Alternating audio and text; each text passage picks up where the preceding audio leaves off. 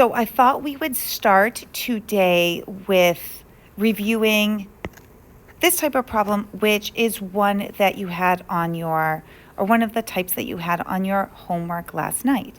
Calculate the mass of 1.23 times 10 to the positive 24 atoms of helium. So this line of equality are everything that's equal about helium. And that would be that 1 mole of helium is equal to 6.022 times 10 to the 23rd atoms of helium, and then from the periodic table, 4.003 grams of helium. So those are our three choices as to what can go in the parenthesis. I take the number that's given to me, 1.23 times 10 to the positive 24 atoms of helium, and I put that out front. Now what I do is match up my units so that they can cancel out. And this tells me that 6.022 times 10 to the 23rd atoms of helium is going to go on the bottom. Whatever I'm converting to is going to go on the top. The question is asking me to find mass. So I know that the number with grams, with mass, is going to go on the top. So 4.003 grams of helium. In my calculator, I'm putting 1.23 times 10 to the positive 24, and then I would multiply by 4.003, and I would divide by either alpha m, Avogadro's number, or 6.022 times 10 to the 23rd. When I do that calculation, my calculator gives me 1.17617. I'm going to look at that number and decide how many significant figures to round it to. The number that I'm starting with has 3. Any number off the periodic table has 4. Avogadro's number has 4. So therefore, the least number of significant figures, which is 3, is going to determine how many significant figures my answer should have. So I look one behind. It's a 6. That reminds me to round up to an 8, so 1.18. And then the units of atoms cancels. So 1.18 grams of helium. That is the answer to this question. The mass of 1.23 times 10 to the positive 24 atoms of helium. 6.4 is the exact same type of problem. The only difference here is we're going to be using compounds, not elements. So now, when I write my lines of equality, I may have to do a calculation for the mass of a carbon dioxide molecule. So the question says how many moles are in 22.5 grams of solid carbon dioxide. The line of equality for carbon dioxide always starts out the same. All of these start out the same. 1 mole of carbon dioxide equals 6.022 times 10 to the 23rd molecules of carbon dioxide. And now I have to figure out the mass of carbon dioxide. Carbon dioxide is made up of 1 carbon and 2 oxygen. Carbon has a mass of 12.01. Oxygen has a mass of 16.00. When I add those up, I get 44.01 grams of CO2. So those three things, 1 mole of carbon dioxide, 6.022 times 10 to the 23rd molecules of carbon dioxide, and 44.01 grams of carbon dioxide are equal to each other.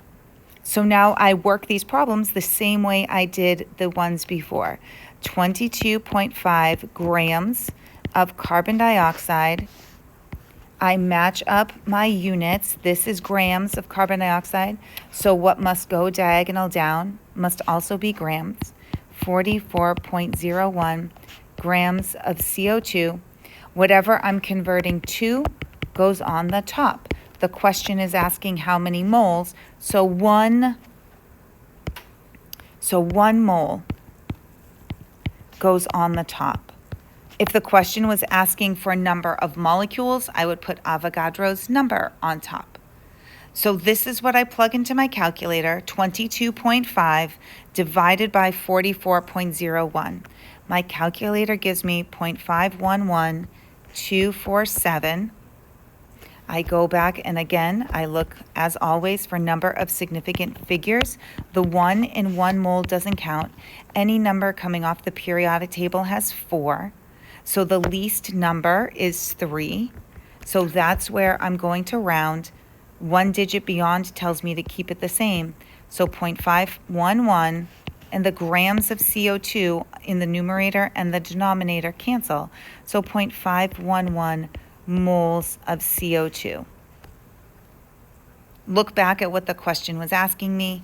It was asking me how many moles, and my answer is in moles. Number 12, what is the mass of 1.75 moles of water? Again, the line of equality for water. 1 mole of water is equal to 6.022 times 10 to the 23rd molecules of water. And water is 2 hydrogen and 1 oxygen. And the molar mass, or the formula mass for water, is 18.016 grams. So now the question is asking me, what is the mass? 1.75 moles of water. Again, whatever unit is here, diagonal down must match. 1 mole of water goes on the bottom. This question is asking for mass. Mass is measured in grams, 18.016 grams of water. So in my calculator, 1.75 times 18.016, 31.528 grams. 3 significant figures. I know that we wrote this number with 5 significant figures because we are not rounding till the end, but I'm counting that as 4 because all of those numbers that I used have just 4 significant figures. So I should round my answer to 3 significant figures, or 31.5 grams of water. Writing this line of equality may seem tedious and repetitive, and so for every question, I'm not requiring you to do that, but at the beginning, you may want to, because it will help you to understand that those 3 things are equal to each other. Number 13, how many grams? And what I'm given is 34.78 moles of beryllium fluoride. Beryllium fluoride, beryllium makes a 2+ ion, fluorine makes a 1- ion, so the formula is BeF2. I'm going to give you time to do this problem. The answer with the correct number of significant figures is 1,635 grams of beryllium fluoride. So work this problem, press pause, set this up, and then check your answer. It should be 1,635 grams of beryllium fluoride.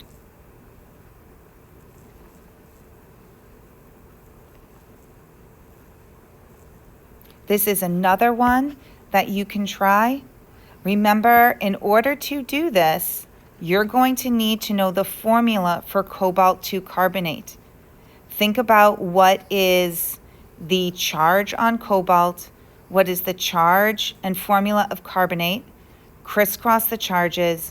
Whatever you're going to 2 is going to go on the top. The answer to this question with significant figures is 4.204 moles of cobalt 2 carbonate. So again, press pause, write out with your parenthesis, and round your answer. Check your answer. It should be 4.204.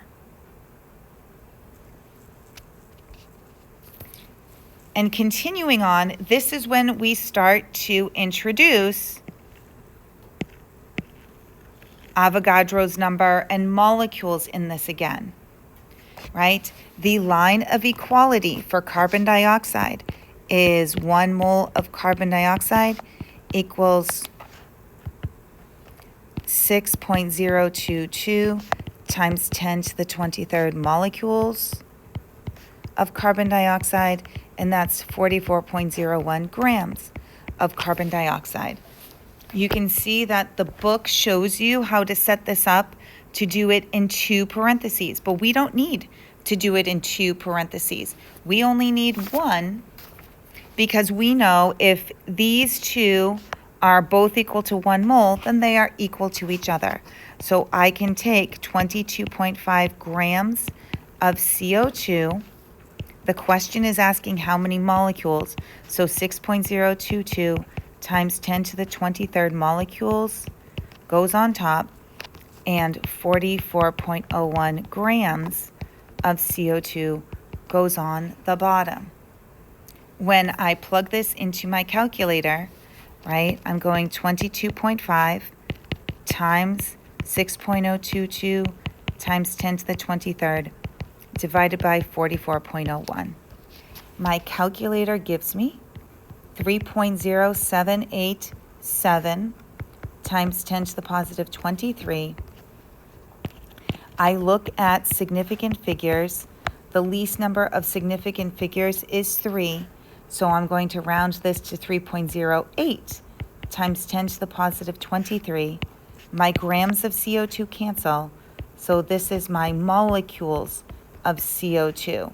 So now what I have done is what we were trying to do in the very first activity of this chapter, to try and figure out how many molecules there are if all I know about the sample is the mass.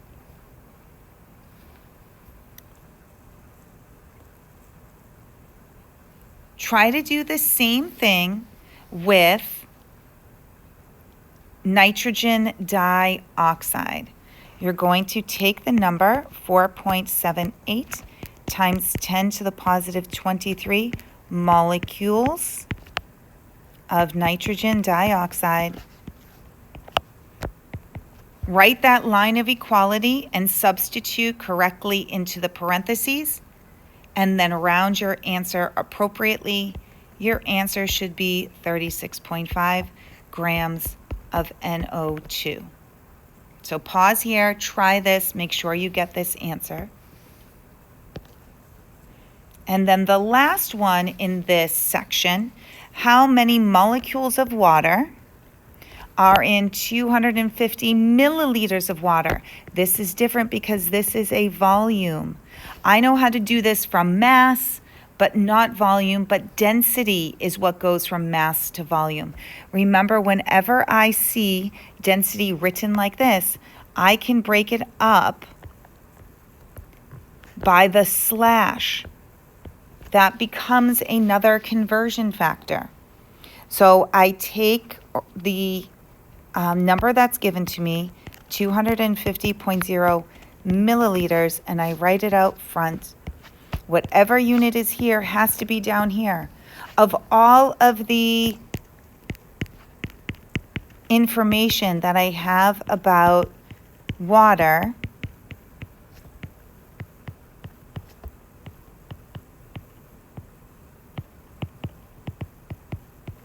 right? Of all the information I have about water, there's only one that has the unit milliliters, and it's this. So 1 milliliter has to be here, and the other side of the equal sign must be on top.